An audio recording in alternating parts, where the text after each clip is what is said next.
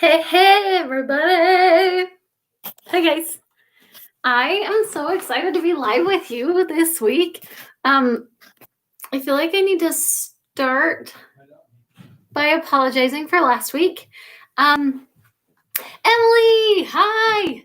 So last week, you may or may not have noticed that I did not go live. So the weekend prior to that, I was babysitting my sister's kids and my neighbor's kid. And I had 10 children at my house, and Chris was working all weekend. So it was just me versus 10 kids. And I was so tired on Monday that I laid down at like 1:30, 2 o'clock, something like that. And I didn't wake up until 4:30. Oops. So I slept through my own live. So I apologize for last week, but this week is going to be so good. We're going to make up for it, and it's going to be awesome. I went on my writer's retreat, you guys, and it was so good. Shaylee, hi. Thank you for understanding, Emily. It was crazy. So went on my writer's retreat, and I learned so many amazing things, and I feel like I'm going to be such a better writer and a better author, and I'm going to be able to do so many amazing things with it. So I want to share a couple of things that I learned at the writer's retreat with you. And then, of course, we're going to do a couple sunshine sayings as well. So first things first, we need to bust out a sunshine saying. We're kind of starting to run a little bit low. I mean, I say run low, but look how many are in there. Like, we still have a lot. But it was so packed when we first started. Okay. First one. Okay, this quote is by Jeffrey R. Holland. And he says, I testify that bad days come to an end, that faith always triumphs, and that heavenly promises are always kept. And I love that because I know that we all have moments and sometimes longer points of time that life just feels hard, and it feels heavy, and it feels like it's not going to get better, and it's hard to find that light. And so I love that he points out that the bad day always will come to an end, and you're going to find great things later, and it's going to be amazing. Stephanie, he's one of my favorites too. I love Jeffrey R. Holland. He's amazing when he speaks. Okay, first thing. Oh, good, Emily. I'm so glad that one came out of the jar for you. First thing I have to show you is this miracle soap. Okay, has anybody ever heard of this? It's crazy, you guys. Oh, I love it when he speaks too. Shaylee, he's the best. Okay, so I know this is backwards for you, but you can see right here, it says Miracle Soap, okay? It is called Miracle 2. Let's see, what does it say? Shake well before using, biodegradable, natural, that kind of stuff, okay? No big deal. Seems normal, right? Now we're going to get to the back. I'm dying. This soap is hilarious. Hang on, I can feel the Oh my gosh, I love this so much. Okay, are you ready? It says really big at the top, it says, rejoice. You have purchased a Miracle 2 product. The most complex mixture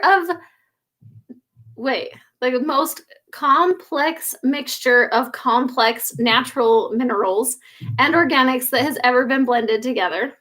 Okay, which is fine, but hang on.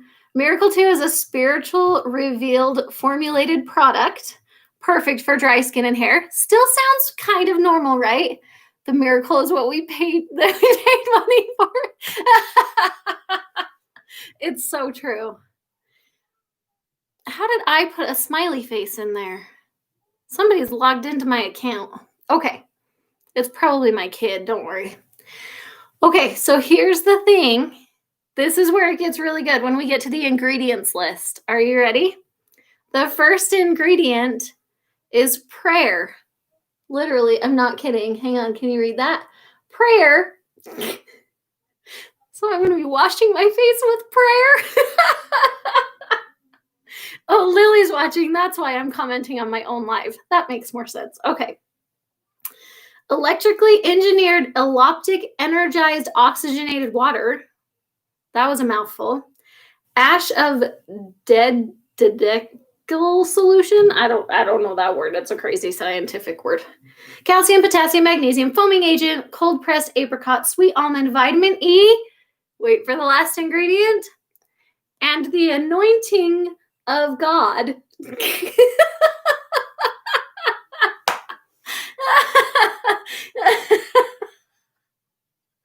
Oh, I'm dying. I'm dying.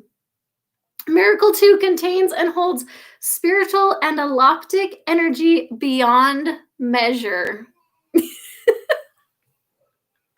Oh my goodness. Also known as snake oil. Pretty much. Yeah.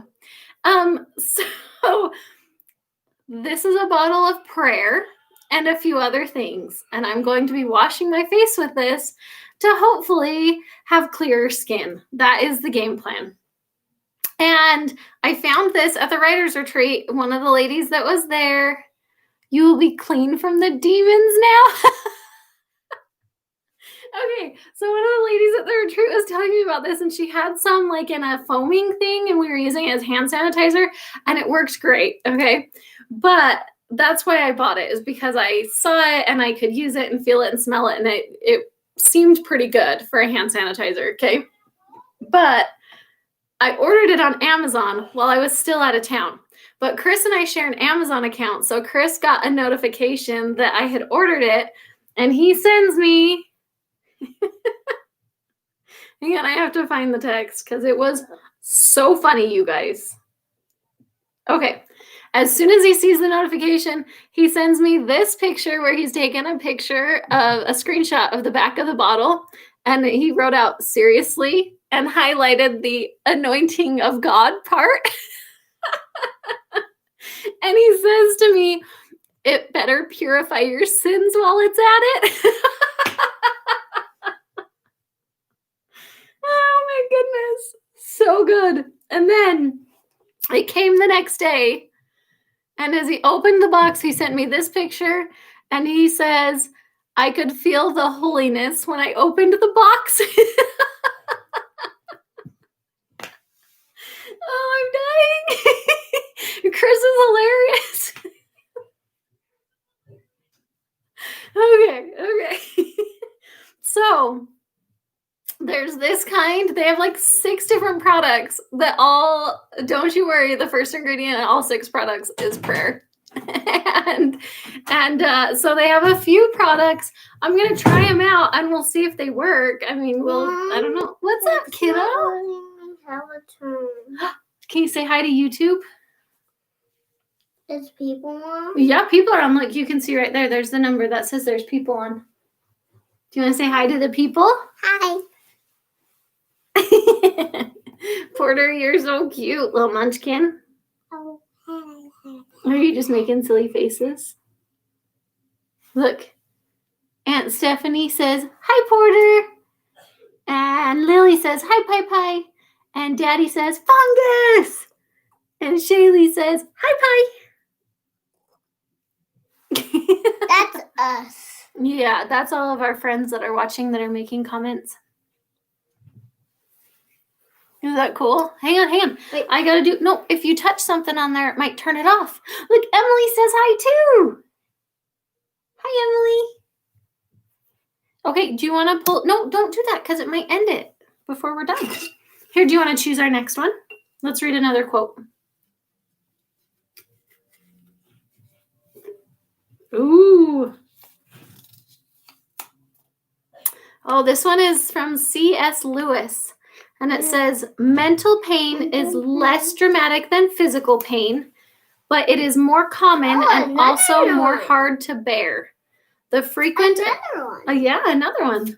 The frequent attempt to conceal mental pain increases the burden. It is easier to say my tooth is aching than to say my heart is broken.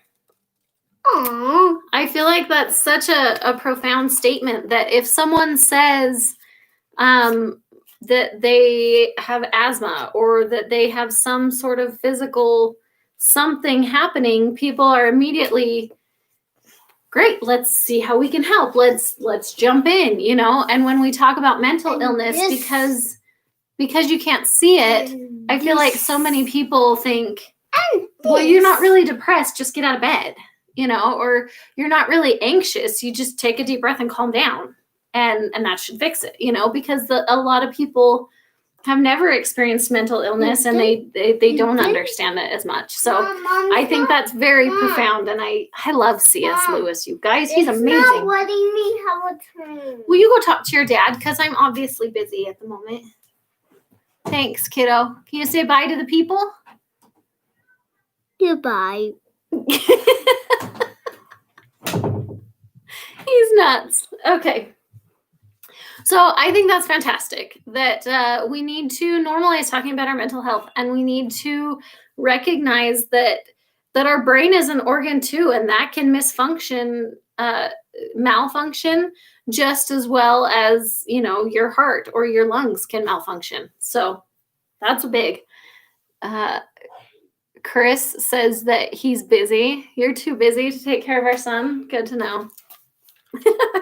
Okay, one other thing I want to tell you about, and you guys, I don't know if you know that I'm kind of hippie, and Chris thinks I'm crazy, and that's okay. I like to do natural, holistic things, like wash my face with prayer. I'm dying. It's killing me. It's killing me. I hope it works, because I want to be able to tell people that prayer fixed my face. Okay. So I'm kind of a hippie, and I kind of like sometimes I'll use oils, and I like stones and like crazy stuff. I do a lot of that weirdo stuff. Okay.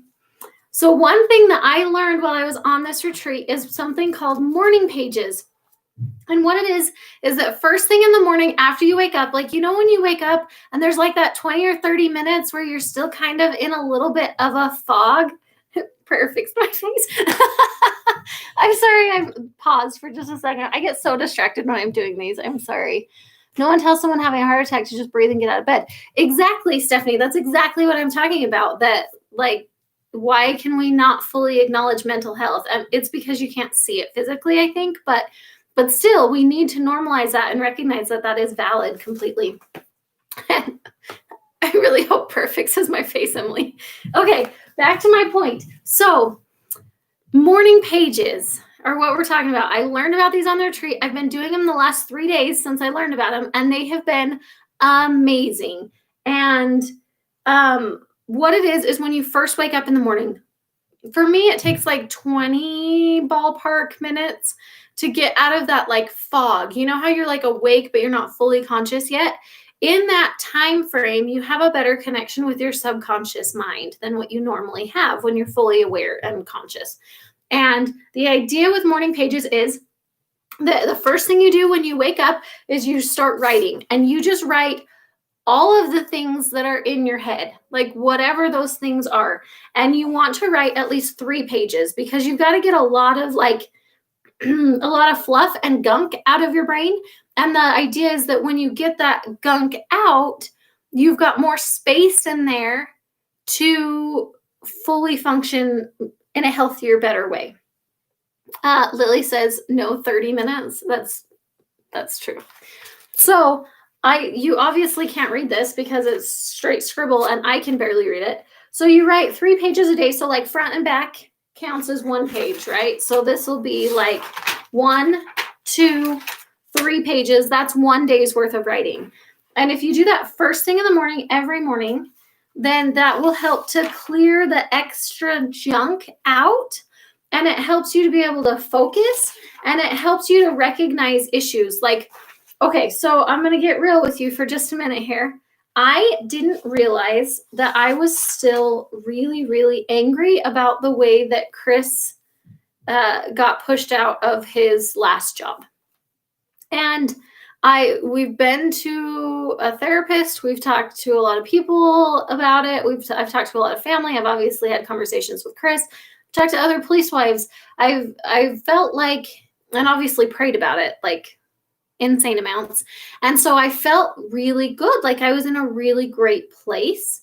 And I woke up and it was the first morning that I did morning pages, and I started to write, and it was just fluff, because you're not writing, you're not like thinking about a subject to write about. You're just writing, like, the trains of thought that go through your head that like often don't make sense. That's what you're writing down. And so I started just writing, and it was all fluff for a while.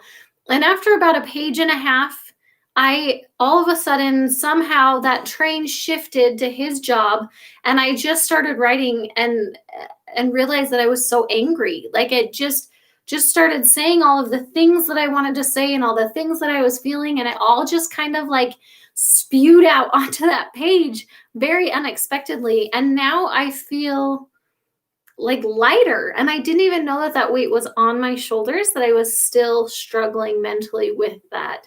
And each day that I've done it, my whopping 3 days that I've done it, I've had a similar experience where I've been able to pull something out that I didn't realize was still a concern at all. And I've been able to put that on the page and then walk away and not have to have that bouncing around in my brain. And the woman that taught us this, she's been doing this for 10 years. And she said that she remembers things better. She doesn't feel like she has that crazy, I mean, every once in a while she still has self-doubt, right? But she doesn't have that crazy inner dialogue of, you can't do this. Why do you think you're capable of something like this? Why are you even trying? Like that awful inner monologue that I think a lot of us have. She said that that's very, very minimal now, because she gets all of that crazy subconscious stuff that we don't want out and into that notebook. And then she just burns the notebooks once they're full. So I fully intend to do the same. Nobody needs to see the crazy thought trains that go through this brain. You don't want to deal with that, I promise. Poor Christopher has to live with it all the time. I love being able to write things down and then getting it out of my head. I really like this idea.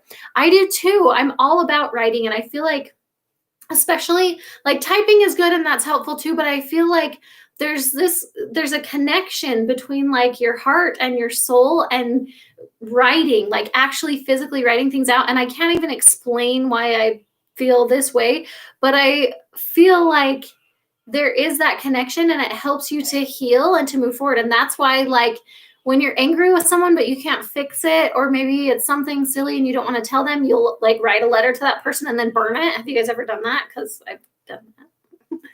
I feel like that's so healing. And I feel like this is like the same concept of just get it all out, because it's not helpful.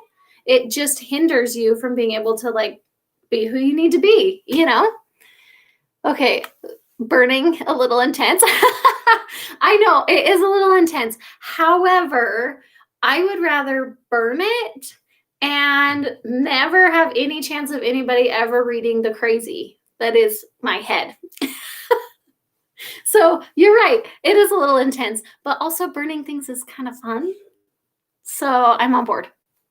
Okay. Weston, yes, we are all aware that you like to burn things. Thank you for clarifying, son.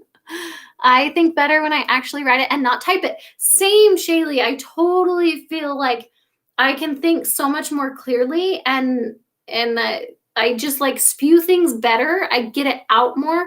Whereas when I'm typing, I feel like I'm more focused on the action of typing. But when I'm writing, I can just go and just get it done. Burning is the best. I did 7 pages to one person. I've heard of having a bowl under the porch. I don't have to write quite that many pages that I need to have like a bowl designated for all the letters I'm burning. But 7 pages to one person, that's impressive. And I bet you felt so good after you did that writing and burning, because you were able to get it out and it was no longer a weight on you, right? Will it be the sink or the fire pit? Well, it depends on how big it is, West. I have burned things in the sink before, but it's been like 1 page. It's not anything crazy. I'm not burning our house down. Make me sound like a pyro. I feel more creative too. Yes, same. So amazing. Emotional and physical relief. Yes. And that's how I felt when I've done those too. And that's That's exactly what these morning pages are doing for you. It's that same concept of writing a letter to a person, but it's more like your own brain, because we're mean to ourselves a lot of times. And so it's pulling out all the excess junk that you don't need in your brain. And it's also getting out those frustrations and getting out those fears and getting out those things that maybe you don't necessarily want to talk to people about, or maybe you don't even know that they're still stuck in there, you know? And so this, like I said, I'm 3 days in, but oh my gosh, I love it. And I intend to do this every day. Super cool and worth it. The sink would be unsafe, so probably fire pit. The sink is unsafe, Emily, and I shouldn't have burned things in the sink, and yet I have done it. Oh, you're welcome, Steph. I'm so glad that you were here and that I didn't sleep through it this week again. Okay, we need to do one more, and then we're at 20 minutes already. Goodness gracious. I love doing these with you guys. Let's do one more and then we'll get the heck out of here. And then next week, I'll give you an update on my prayer face and see where we're at. Okay, it was small. Thank you, Lily. It was a small fire, so it wasn't a big deal. Goodness. Okay. This one, oh, another C.S. Lewis. Fantastic. This one says, the more we let God take us over, the more truly ourselves we become. I think so many people feel like God has a lot of rules, right? Like, obviously, we all know that. But I feel like a lot of times people think that those rules are just there to make us obey and to force us to do what he wants us to do. And I think it's completely the opposite. I think the rules are there to keep us safe and to help us become exactly who he needs us to be. And so I agree. The more we let God take us over, the more we trust him, the more we follow what he has to say, the more truly ourselves we become. And I love that. I love it. That's beautiful. Once again, C.S. Lewis for the win. All right, guys, that's all I've got for you today. But next week, I want to hear if you guys decide to do morning pages. I'll give you guys an update on how I'm feeling after another week of it. I want to hear if you guys decide to do it, if you're comfortable sharing, obviously. And I will update you on prayer soap. See if the miracle comes out. I love you too, Lily. Thank you guys so much for watching. Have a fantastic day, everybody. Bye.